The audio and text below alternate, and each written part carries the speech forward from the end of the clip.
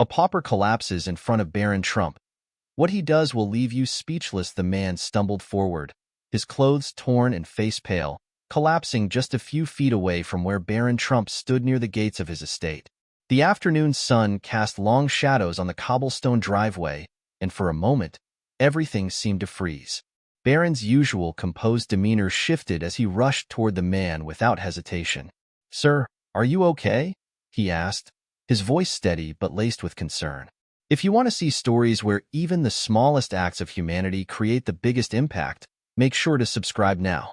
You won't want to miss what happens next. The man, barely able to speak, looked up with tired, sunken eyes.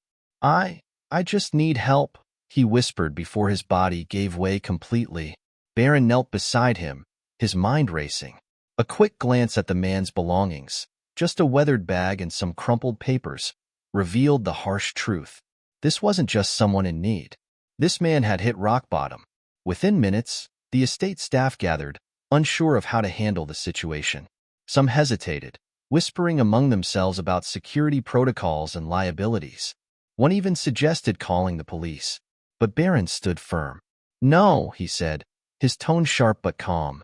"He needs care, not questions." As they carried the man inside, Barron couldn't shake the feeling that there was more to this stranger than met the eye. His appearance spoke of hardship, but his eyes, there was something there. Something that hinted at a story untold, a reason for his collapse that wasn't just hunger or exhaustion. The stranger was laid on the couch, and the family doctor was called in. While waiting, Barron picked up the crumpled papers the man had dropped. His brows furrowed as he read through what seemed like letters, desperate pleas to various companies and individuals. Each one was rejected. One phrase, repeated across all of them, caught Barron's eye. "I was just trying to make it right." Who is this man? Barron murmured to himself. He couldn't shake the feeling that fate had brought him here for a reason. But why? And what did he mean by make it right? Just as the doctor began examining the stranger, a sudden knock echoed from the front door. One of the staff opened it, revealing two men in dark suits. Their expressions were stern, their movements precise. "We're looking for a man," one of them said, holding up a photo. The picture was unmistakable. It was him, the pauper who had just collapsed. But why were they looking for him? And why did they seem more like agents than good Samaritans? Barron's heart raced as he glanced back at the unconscious man. Something told him this was only the beginning. Barron kept his composure, even as his mind swirled with questions. "Why are you looking for him?" he asked, his voice steady but edged with curiosity. The taller agent stepped forward, his sharp gaze landing on Barron. "It's classified," he said curtly. "This man is linked to an ongoing investigation. We need to speak with him immediately." Barron didn't flinch. "He's unconscious," he replied firmly. "And if he's as important as you say, don't you think it's more urgent to let him recover first?" The agents exchanged a quick glance, clearly not used to being challenged, especially by someone as young as Barron. The shorter one finally spoke. "We'll wait." Inside, the air was thick with tension. The man on the couch stirred slightly but didn't wake. The doctor assured Barron he would recover soon, but his condition seemed to stem from more than physical exhaustion. Stress, malnutrition, probably weeks of mental strain, the doctor explained. Whatever he's been through, it's taken a toll. Barron couldn't ignore the man's crumpled papers sitting on the nearby table. He picked them up again, this time studying them more closely. Among the rejection letters was something else. A hand-drawn map with a series of markings leading to a specific location. Scribbled beside it were the words, "Proof lies here. They'll never let the truth come out." What truth? Barron muttered under his breath. The pieces didn't add up, but they hinted at something much bigger than just a random collapse on his driveway. As Barron's thoughts raced, the agents sat stiffly in the living room, their presence more unsettling by the minute. They seemed too intent, too prepared, as if they were expecting trouble. The man finally opened his eyes, his body trembling as he tried to sit up. Barron rushed to his side. "Take it easy," he said, his voice soft but firm. "You're safe now." The man's eyes darted around the room, panic evident in his face as they landed on the agents. He grabbed Barron's arm with surprising strength and whispered hoarsely, "Don't let them take me. They'll bury the truth again." "Truth about what?" Barron asked, leaning in. The man coughed, struggling to speak. "I know who set him up. I have the proof." "Set who up?" Barron pressed. But before the man could answer, the agent stood abruptly. "He's awake," one of them said coldly, stepping toward the couch. Barron rose, positioning himself between the man and the agents. "He's not going anywhere until he's ready," Barron said, his voice unwavering. The tension in the room escalated. The agent's calm demeanor cracked slightly as one of them spoke in a low, warning tone. "This isn't your concern, Mr. Trump. Step aside." Barron didn't move. "It became my concern the moment he collapsed at my gate. If you want him, you'll need to explain why." The man on the couch clutched Barron's sleeve desperately. "Don't let them," he murmured before his head fell back, unconscious again. Barron's resolve hardened. Whatever was going on, it was bigger than he'd thought, and he wasn't about to back down, not until he knew the truth. The room was heavy with silence, the kind that made every breath feel like a decision. The agents exchanged another glance, their impatience slipping into frustration. One of them stepped forward, lowering his voice to a menacing whisper. "You don't know what you're involving yourself in, Mr. Trump. Walk away while you still can." Barron's expression didn't waver. "Maybe I don't know," he replied, his tone calm yet firm. "But I'm not the type to walk away from someone who clearly needs help." Before the agent could respond, the doctor intervened. "He's in no condition to be moved," he said, looking directly at the agents. "If you try, it could kill him." The agents stiffened, their frustration turning into visible unease. Barron noticed it immediately. Why do they look so nervous? He thought. It was as if the man's survival wasn't part of their plan. "You can wait outside," Barron said firmly, gesturing toward the door. "He's not going anywhere until I get answers. And neither are you." The agents hesitated, clearly weighing their options. Finally, one of them gave a curt nod. "We'll wait," he said, but the tone was laced with an unspoken warning. They stepped outside, their stiff posture betraying their frustration. As the door clicked shut, Barron turned back to the man, who was now stirring again. His eyes fluttered open, and his breathing was shallow, but there was a spark of determination in his gaze. "You have to listen," the man croaked, gripping Barron's arm weakly. "They can't get their hands on the evidence. If they do, everything's lost." "What evidence?" Barron asked, leaning closer. "What are you talking about?" The man coughed, his voice barely audible. "It's in the locker. At the station. Key. In my bag." His words came out fragmented, each syllable a struggle. Barron quickly searched the man's weathered bag and found a small, rusted key hidden in the lining. He held it up, his mind racing. "This key?" The man nodded faintly, his lips trembling as he whispered, "Locker 84. It's all there. Names, documents, proof of the setup." "Setup for what?"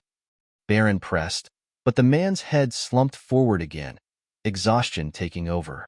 Barron's heart pounded as he processed the fragments of information. There was a locker, evidence, and a setup. Whatever this man was caught up in, it was dangerous, and now, so was Barron. Just as he tucked the key into his pocket, his phone buzzed. It was a message from an unknown number. "Stay out of this, Barron. You don't know what you're dealing with." Barron's stomach dropped. They were watching him. The agents weren't just here for the man. They were here for him too. Outside, he could see the agents pacing, their impatience growing. He glanced back at the unconscious man, then at the key in his hand. He had a choice to make. Walk away like they wanted him to, or take the first step toward uncovering whatever dark secret this man was risking his life for. Barron clenched the key tightly. There was no choice, really. He couldn't walk away. Not now, not ever. The house felt like it was holding its breath. Barron slipped the key into his pocket and moved to the window, peeking through the curtain. The agents outside were pacing, their movements sharp and agitated. Their earlier cool composure had melted into something more sinister, an air of desperation. He turned back to the man, who was unconscious again, and his mind raced. Locker 84. Evidence of a setup. Names, documents, proof of something bigger. He didn't know exactly what he was stepping into, but he was certain of one thing. This wasn't just about the man. It was about the system he had crossed. Suddenly, the doorbell rang. Barron tensed, his instincts kicking in. He opened it just slightly to see the agents standing there, impatience carved into their expressions. "We've waited long enough," one of them snapped. "Let us in." Barron blocked the door with his body. "The doctor said he needs rest. I'm not going to let you jeopardize his recovery." The taller agent leaned in, his voice low and cold. "You're making this harder than it needs to be, Barron." "Harder for who?" Barron shot back, his voice steady. "Him or you?" The agent's eyes narrowed. "You're out of your depth, kid. Walk away before you drown." Barron didn't flinch. He was used to people underestimating him, seeing him as just the son of someone powerful. But this time, it worked to his advantage. The agents didn't see him as a threat, which meant they wouldn't expect what he was planning next. He shut the door firmly and locked it. Turning to the man's bag, he rummaged through it again, hoping for more clues.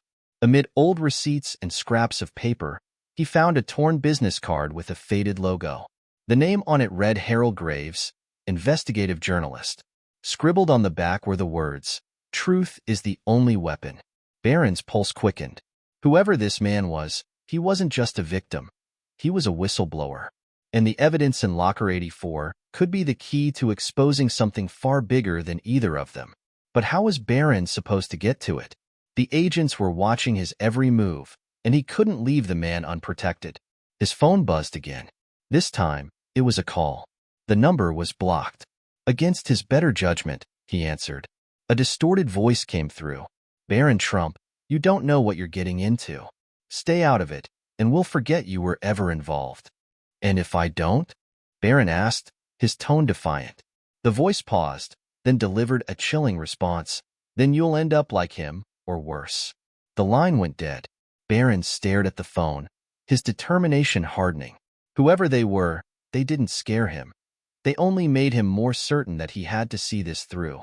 He looked at the man again, lying fragile and silent on the couch. This wasn't just about him anymore. It was about a truth so dangerous that powerful people were willing to destroy anyone who got too close. Barron grabbed his jacket and slid the key into the inner pocket. He glanced at the man one last time, then at the agents outside. If he was going to get to Locker 84, he'd have to outsmart them, and quickly. His plan was forming, but the stakes were higher than ever. There was no turning back now. Barron moved quickly but carefully, his mind racing as he formulated a plan.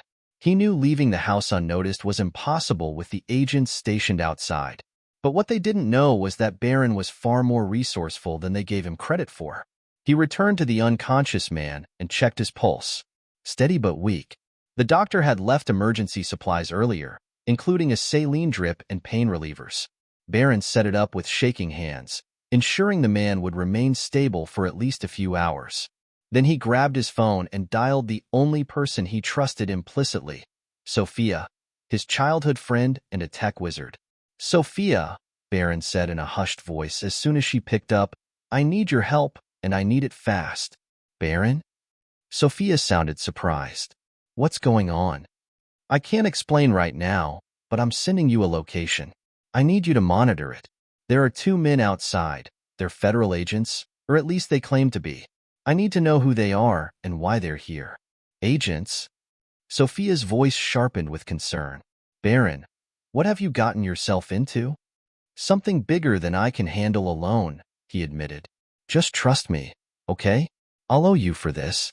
"Fine," she said after a moment. "Send me the info, and I'll get to work. But Barron, be careful." "I will," he promised before hanging up. Now came the hard part, getting out. He walked to the back of the house, where the kitchen window faced an alley. It was a tight squeeze, but it was his only chance to avoid the agents at the front door.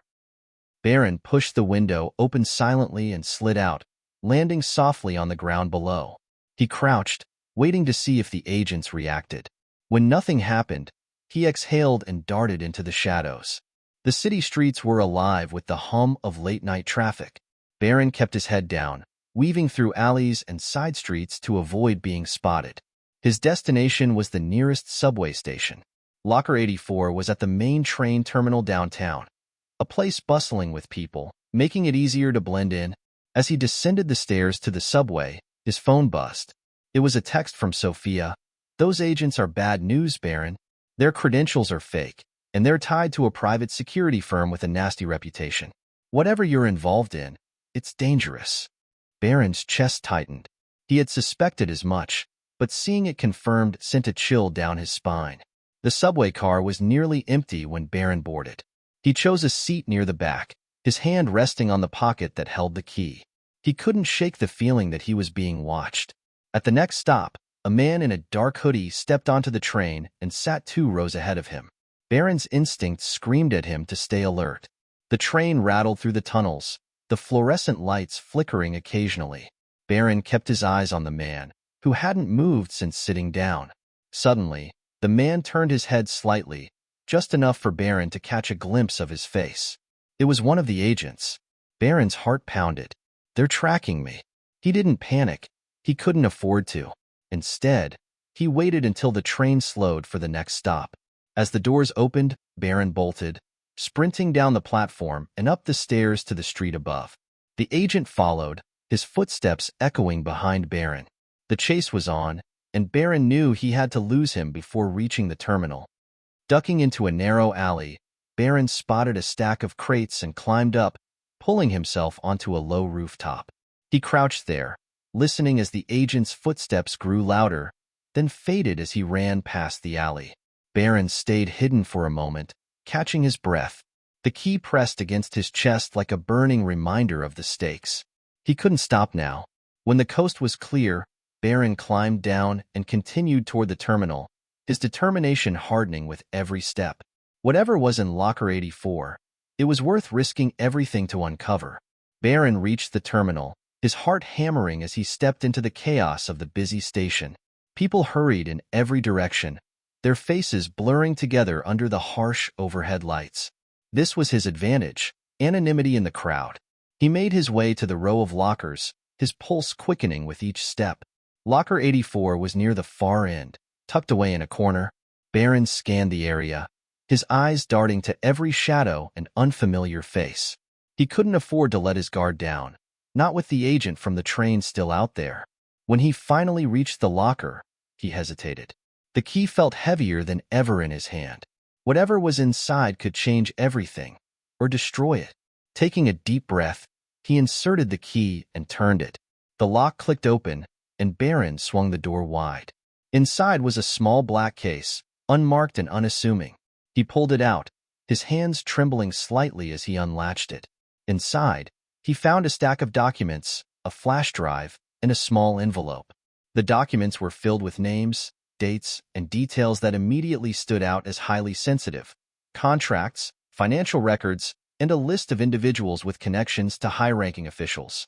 But it was the flash drive that caught his attention. Taped to it was a note that read, "For the truth." Barron's mind raced. The man who collapsed in front of him. Had he been trying to pass this to someone? And if so, why did he choose Barron? He pocketed the flash drive and opened the envelope. Inside was a photograph of the man who had collapsed, standing beside someone Barron recognized immediately. His father, Donald Trump. Barron stared at the picture, his breath catching. The man wasn't just a stranger. He had a history with his family. But why was this connection hidden, and what did it have to do with the documents? Suddenly, a commotion erupted behind him. Barron spun around to see the agent from the train pushing through the crowd. His eyes locked on Barron. Without thinking, Barron grabbed the case and bolted. He weaved through the throng of people, the agent hot on his heels. The crowd worked to his advantage, slowing the agent's pursuit, but Barron knew it wouldn't last. He darted into a maintenance corridor, the sound of his own footsteps echoing off the concrete walls. The dimly lit hallway twisted and turned, and Barron relied on instinct to navigate. Finally, he found a door leading to the street and burst through it, emerging into the night. The city lights blurred as he sprinted, his breath coming in gasps. He needed to disappear, to find a safe place to figure out what he had stumbled into. The flash drive and the photograph burned in his pocket, and Barron realized the weight of the truth he now carried. This wasn't just about a random act of kindness or a man in need. It was bigger, something that could shake the foundations of power and expose secrets long buried. Barron glanced over his shoulder one last time. The agent was nowhere in sight, but Barron knew this was far from over. As he melted into the shadows, his mind was already racing with questions. Who was the man in the photograph? Why was his father involved? And most importantly, what was on that flash drive that so many were willing to kill for? Barron clenched his fists. Whatever the answers, he was determined to uncover the truth, even if it meant risking everything.